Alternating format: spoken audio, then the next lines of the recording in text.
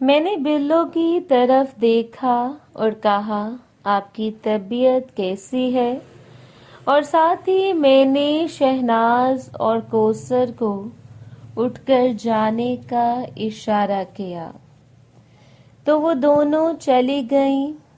اس کے جانے کے بعد بلو بولی، چھوٹے خان آپ مجھے اپنی خدمت کا موقع ہی نہیں دیتے۔ میں نے مسکرا کر کہا، اب ہر دفعہ تم نے تھوڑی خدمت کرنی ہے، کسی اور کو بھی موقع دو۔ میرا اشارہ اس کی بیٹیوں کی طرف تھا۔ میری بات سن کر بلو باجی مسکرائی اور بولی، میں نے تو تمہیں دعوت دی تھی لیکن تم آئے نہیں۔ میں نے کہا وہ میرے ذہن سے نکل گیا تھا۔ بلو باجی بولی، تو اب دوبارہ چکر لگا لینا۔ میں نے کہا ٹھیک ہے، کسی دن پلان بنا کر چکر لگاتا ہوں۔ میری بات سن کر بلو باجی چپ ہو گئی اور اپنے دونوں ہاتھوں کو ملا کر بیٹھ کے وہ بے چین لگ رہے تھے۔ میں نے کہا خیریت ہے، آپ ٹھیک نہیں لگ رہی؟ بلو باجی بولی، نہیں ایسی بات نہیں ہے۔ میں نے کہا کہیں آپ کا ملاقات کرنے کا دل تو نہیں کر رہا؟ تو میری بات سن کر وہ ہنسنے لگیں۔ میں نے کہا آپ تب سے بیٹھی یہ سوچ رہی تھی؟ میں اٹھ کر کھڑا ہوا اور اپنا ہاتھ آگے کیا تو انہوں نے بھی اپنا ہاتھ میرے ہاتھ پر رکھ دیا اور ہم دونوں اندر آ گئے۔ میں بلو باجی کو اپنے ساتھ لگا کر وحشیانہ طریقے سے باتیں کرنے لگا اور بلو باجی بھی میرا ساتھ دینے لگی۔ اس کے بعد میں جلدی سے نیچے بیٹھ گیا اور شہزادی سے باتیں کرنے لگا۔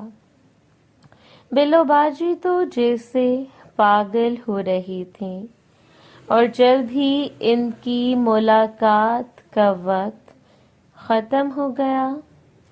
میں نے انتظار نہیں کیا اور 25,000 کلومیٹر فی گھنٹے کی رفتار سے ملاقات کرنے لگا۔ باجی بھی اب میری ملاقات کا جواب دے رہی تھی۔ پورا کمرہ بغیر ہاتھوں کے تالیوں سے گونج رہا تھا اور ایک بار پھر ان کی ملاقات کا وقت ختم ہو گیا۔ میں نے بلو باجی کو جلدی سے گھمایا۔ اس سے پہلے وہ کچھ بولتی میں 30,000 کلومیٹر فی گھنٹے کی رفتار سے ان کی سہیلی پری سے ملاقات کرنے لگا۔ بلو باجی کو ایسا محسوس ہوا جیسے ان کی جان ہی نکل گئی ہو۔ وہ مجھے منع کر رہی تھیں لیکن میں ان کی بات نہیں سن رہا تھا۔ کچھ دیر کے بعد جب ان کو تھوڑا سکون ملا تو وہ میری ملاقات کا جواب دینے لگی۔ اسی طرح کافی دیر ملاقات کرنے کے بعد میری بھی ملاقات کا وقت ختم ہو گیا۔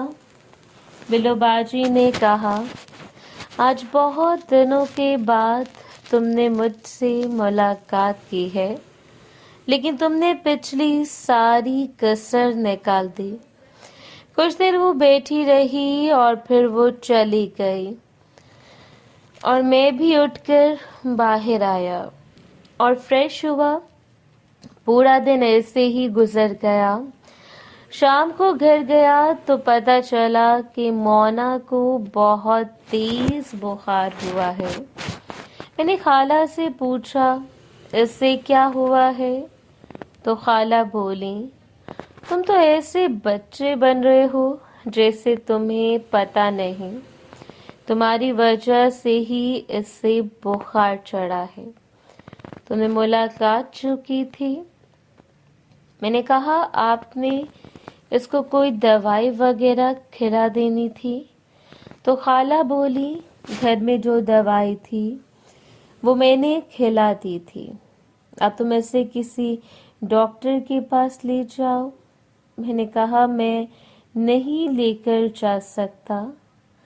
खाला बोली, आखिर कब तक इससे नाराज रहोगे? अब तो तुम्हें खुश होना चाहिए कि तुम जिस मुलाकात का इंतज़ार कर रहे थे वो मुलाकात हो चुकी है। और बाजी बता रही थी कि चादर का रंग भी बदल गया था और सुबह वो चादर बाजी ने खुद ही धोई थी। खाला की बात सुनकर मुझे झटका लगा, मतलब मोना फ्रेश थी। इसके साथ किसी ने पूरी मुलाकात नहीं की थी। मैं ही वो पहला था जिसने मोना के साथ मुकम्मल मुलाकात की थी। ये सुनकर मुझे दिली तौर पर थोड़ा सा सुकून हुआ। फिर मैं छत पर आ गया। मेरे पीछे पीछे उस्मा, खाला, मोना को लेकर छत पर आ गए और हम काफ़ी देर तक बैठकर बातें करते रहे। मैंने खाला से कहा कि आप और उस्मा अपनी पैकिंग कर लें, हम सुबह 2 दिन के लिए शहर जाएंगे। मेरी बात सुनकर मोना का चेहरा उदास हो गया, लेकिन इसने मुझे कुछ नहीं कहा। मैंने कहा, एक बात और, अम्मी से कह देना अगर मेरे पीछे से भी चचा इस घर में आए तो मुझसे बुरा कोई नहीं होगा। फिर नीचे आने के बाद हम सब ने बैठकर रात का खाना खाया और अपने अपने कमरों में चले गए। मोना की तबीयत अब कुछ बेहतर थी तो उस्मा ने इससे गर्म दूध में हल्दी डालकर दी और साथ थोड़ा सा पाउडर भी मिला दिया। दूध पीते ही मोना लेट गई और जल्द ही सो गई। मैं उठकर अपने कमरे की तरफ जाने लगा तो मुझे रेहाना अपने कमरे के दरवाजे में खड़ी हुई नजर आई। वो मुझे ही देख रही थी। खाला रेहाना के कमरे में ही थी। रेहाना को देखकर मैं उस्मा लोगों के पास जाने की बजाय सीधा रेहाना के पास चला गया। मुझे देखकर इसके चेहरे पर मुस्कुराहट आ गई। मैं अंदर गया तो खाला लेटी हुई थी। मेरे अंदर आने के बाद रेहाना ने दरवाज़ा बंद कर दिया। मैं भी अंदर आकर खड़ा ही हुआ था कि रेहाना ने पीछे से मुझे अपने साथ लगा लिया और बोली, मुझे माफ़ कर दो। मैंने खाला की तरफ देखा तो इनकी आंखों में भी नमी थी। मैंने रेहाना को पकड़कर आगे किया और पूछा, किस बात की माफ़ी मांग रहे हो? तो रेहाना बोली, बस तुम मुझे माफ़ कर दे, मुझसे बहुत बड़ी गलती हो गई। मैंने कहा, मतलब? मेरा शक ठीक था कि तुमने और चची और चचा ने मिलकर खाला को जाल में फंसाया था। तो रेहाना रोते हुए बोली, मैं और क्या करती? मैं तुझे किसी और के साथ बांटना नहीं चाहती थी और मैं चाहती थी कि नरगिस को भी वैसा ही सुख मिले जैसा मुझे मिल रहा है और शायद इसको वो सुख दे सकता था। बस इसीलिए मैं शाहिद की एक दफ़ा नरगिस से मुलाकात करवाना चाहती थी ताकि नरगिस को ये एहसास हो کہ شاید اس کے تمام خواب پورے کر سکتا ہے۔ مجھے معاف کر دے، مجھ سے بہت بڑی غلطی ہو گئی۔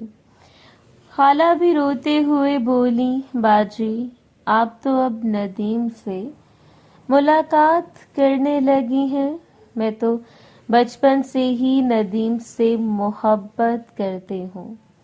آپ کو یاد ہوگا جب میں گرمیوں کی چھٹیوں میں یہاں آئی تھی تب ہی ہم دونوں ایک دوسرے سے محبت کرنے لگے تھے، ایک دوسرے کے لیے تڑپنے لگے تھے، اور تب ہی ندیم نے مجھ سے پہلی دفعہ ملاقات کی تھی۔ یہ بات سن کر ریحانہ کی آنکھیں کھلی کی کھلی رہ گئیں۔ میں نے کہا، خالہ آپ ایک ایسی باتیں کر رہی ہیں۔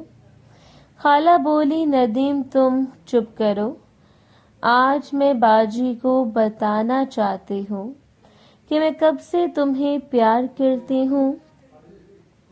جب ندیم نے مجھ سے ملاقات کی میں نے تبھی فیصلہ کر لیا تھا کہ میں اب اپنا سب کچھ ندیم کو سونپ دوں گی، لیکن میرے منع کرنے کے باوجود بھی میری شادی کر دی گئی، اور پھر قدرت نے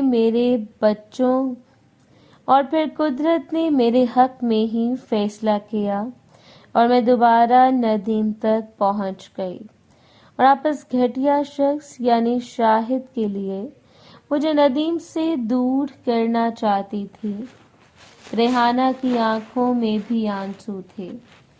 میں نے کہا، آپ نے اچھا نہیں کیا، اگر میں ٹائم پر نہ پہنچتا تو آج میری پہلی محبت برباد ہو چکی ہوتی۔ ریحانہ نے مجھے اپنے ساتھ لگا لیا اور بولی، مجھے معاف کر دو۔ خالہ کی طرف میں نے دیکھا تو انہوں نے بھی اپنی آنکھیں جھکا کر مجھے معاف کرنے کو کہا۔ میں بھی کچھ بولا بھی نہیں تھا کہ ریحانہ تابڑتوڑ مجھ سے باتیں کرنے لگی۔ مجھے سمجھ ہی نہیں آیا کہ کیا ہوا ہے۔ جیسے ہی میں سنبھلا میں نے اس کو اٹھا لیا اور بیڈ پر بیٹھ کر اس کی باتوں کا جواب دینے لگا۔ پھر میں نے خالہ کو پکڑ کر بھی اپنے ساتھ لگا لیا تو خالہ ریحانہ کی نشیلی آنکھوں میں دیکھتے ہوئے بولی، آج باجی کو ایسی سزا دو کہ وہ دوبارہ ایسی غلطی نہ کرے۔ اور یہ کہہ کر خالہ نے ریحانہ کے دونوں ہاتھ باندھ دیے اور پھر ملاقات کا سلسلہ شروع ہوا۔ میں 50,000 کلومیٹر فی گھنٹے کی رفتار سے ریحانہ سے ملاقات کر رہا تھا، اور ریحانہ کو ایسا محسوس ہو رہا تھا جیسے کوئی بکرا ذبح کر رہا ہو۔ میں نے خالہ سے ملاقات نہیں کی، بس ریحانہ سے ہی ملاقات کرتا رہا۔ اس کی حالت نیم مردہ ہو گئی اور وہ مدہوشی میں بول رہی تھی، ندیم مجھے معاف کر دو۔ ملاقات ختم ہونے کے بعد میں نے ریحانہ کی سہیلی پری کو دیکھا تو کافی چوٹوں کی وجہ سے پری کا چہرہ پھول چکا تھا۔ ملاقات ختم ہونے کے بعد میں اپنے کمرے میں واپس آ گیا اور پھر سو گیا۔ صبح 9 بجے اٹھا تو مونا کمرے میں نہیں تھی۔ میں اٹھ کر باہر گیا تو وہ باہر بیٹھی تھی۔ فریش ہونے کے بعد ہم سب نے ناشتہ کیا۔ خالہ اور عظمیٰ دونوں تیار ہو چکی تھیں۔ میں نے امی سے کہا کہ اگر باہر سے کوئی چیز منگوانی ہوئی تو نواز سے منگوا لینا، میں اس کو جاتے ہوئے کہہ دوں گا کہ وہ دن کے 2 چکر لگا لیا کرے۔ لیکن کسی صورت میں بھی چچا اس گھر میں نہیں آنے چاہیے۔ ریحانہ بولی، کیا تم نرگس کو واپس لے کر آؤ گے؟ میں نے کہا ہاں، میں واپس لے آؤں گا۔ اس کے بعد ہم سب کچھ دنوں کے لیے شہر جائیں گے۔ پھر میں نے اپنی موٹر سائیکل سیدھی کی، اپنے پیچھے عظمیٰ کو بٹھایا اور میرے پیچھے خالہ بیٹھ گئیں، اور میں نے اپنا اور خالہ لوگوں کا بیگ پیچھے کیریئر پر باندھ لیا اور ہم گھر سے نکل پڑے۔ راستے میں دونوں مجھے بار بار تنگ کر رہے تھے۔ میں نے کہا ایک دفعہ آپ گھر چلو، پھر آپ کو بتاتا ہوں۔ خالہ بولی کیا تم ان دونوں کے سامنے ہی ہم سے ملاقات کرو گے؟ میں نے کہا ان دونوں کے نہیں، باجی عارفہ کے سامنے۔ میری بات سن کر عظمیٰ بولی خالہ بھائی جھوٹ بول رہے ہیں۔ میں نے کہا کیا مطلب؟ تو عظمیٰ مسکرا کر بولی باجی عارفہ سے نکاح کرنے کے بعد آپ ہم سے تھوڑی ملاقات کریں گے، آپ تو ان سے ہی ملاقات کریں گے۔ تو خالہ نے کہا یہ تو پہلے بھی کئی دفعہ ملاقات کر چکا ہے، اب کیا نیا ہے؟ میں نے مسکرا کر کہا میں نے تب سے باجی عارفہ سے ملاقات بند کی ہے جب سے میری شادی ہوئی ہے، کیونکہ میں نے وعدہ کیا تھا کہ شادی کے بعد میں ان سے نکاح کر لوں گا، اور یہ بھی کہا تھا کہ میں تب تک آپ سے ملاقات نہیں کروں گا جب تک میرا آپ سے نکاح نہیں ہوتا۔ یہی باتیں کرتے کرتے اور شرارتیں کرتے کرتے ہم تقریباً 12 بجے شہر پہنچ گئے۔ باجی عارفہ اور عالیہ اپنی ڈیوٹی پر گئی ہوئی تھیں، اس لیے گھر کا تالا کھول کر ہم تینوں اندر آ گئے۔ موٹر سائیکل بھی میں نے اندر کھڑی کی۔ جیسے ہی ہم اندر داخل ہوئے تو گھر کی صفائی دیکھ کر میں حیران ہو گیا۔ گھر کی حالت ایسی تھی جیسے آج ہی دھویا ہو۔ پھر میں اپنے کمرے میں آیا تو میرے کمرے کی حالت بھی تبدیل تھی۔ خالہ دیکھ کر بولنے لگیں لگتا ہے آج ہی صفائی ہوئی ہے۔ میں نے کہا شاید آپ کے آنے کی خوشی میں۔ تو عظمیٰ بولی بھائی کیا آپ نے ان کو بتایا تھا؟ میں نے کہا ہاں میں نے بتایا تھا، کیونکہ تم دونوں کو میں نے اپنی نکاح پر گواہ بنانا ہے۔ تو میری بات سن کر دونوں کے چہرے پر مسکراہٹ آ گئی۔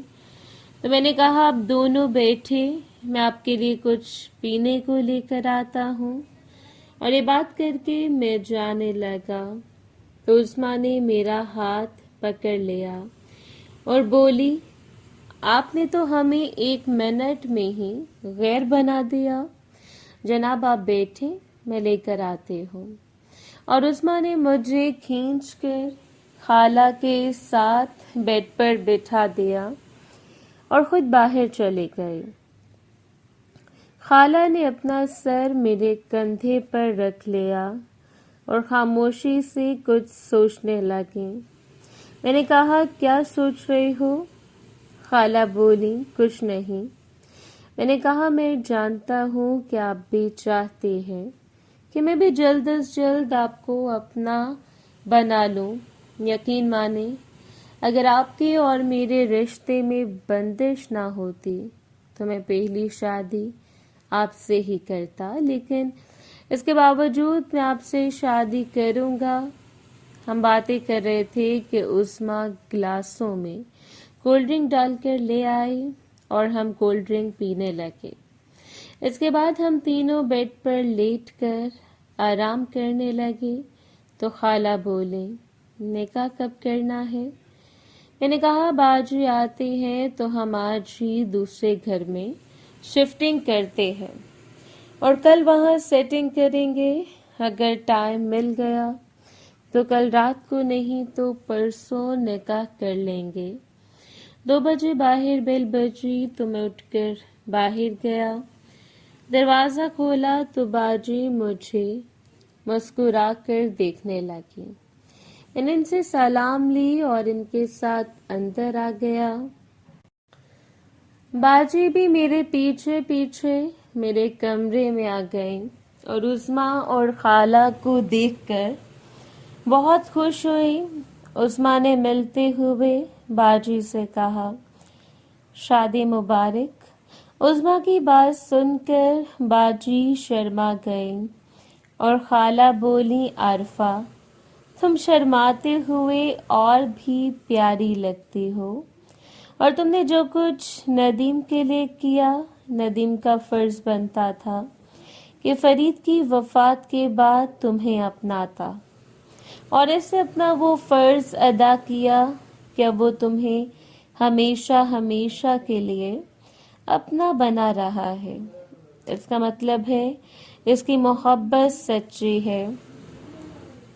बाजी बोली, वो बहुत जल्द आपको भी अपना लेगा क्योंकि आप इसकी पहली मोहब्बत हो। और उस्मा की तरफ देखकर बाजी बोली, उस्मा जानती हो तुम्हारी खाला नदीम की पहली मोहब्बत है, लेकिन इसकी वजह तुम हो। नदीम ने बताया था कि जब वो तुम्हें स्टोर रूम में से देखता था तब तुम्हारी खाला ने इसे पकड़ा और तब से तुम्हारी खाला का और नदीम का चक्कर शुरू हुआ। और देख लो, अब मेरी और नदीम की शादी के बाद नदीम तुम्हारी खाला से शादी करेंगी, और नदीम की शादी के बाद नदीम तुम्हारी खाला से शादी करेगा, और इसके बाद मुझे यकीन है नदीम तुमसे भी कर लेगा। तो ये बात सुनकर उस्मा खुश हुई और बाजी आरफा को अपने साथ लगा लिया। मैंने कहा, मैं उम्मीद करता हूँ कि आप तीनों ऐसे मिलकर रहेंगी। मेरी बात सुनकर तीनों मुस्कुराने लगी। बाजी बोली, आप बैठे, मैं चेंज करके आती हूँ और फिर आपके लिए खाना बनाती हूँ। तो खाला बोली, आरफा तुम चेंज कर लो, फिर हम तीनों मिलकर अपने शौहर के लिए खाना बनाएंगी। ये बात सुनकर उस्मा और बाजी दोनों शर्मा गए और बाजी शर्माते हुए कमरे से बाहर निकल गई। मोहतरम नाजरीन और सामीन, इस कहानी का बाकी हिस्सा अगली आने वाली वीडियोस में पेश किया जाएगा। अगर आपको ये वीडियो अच्छी लगी तो वीडियो को लाइक और हमारे चैनल को सब्सक्राइब ज़रूर करें। शुक्रिया।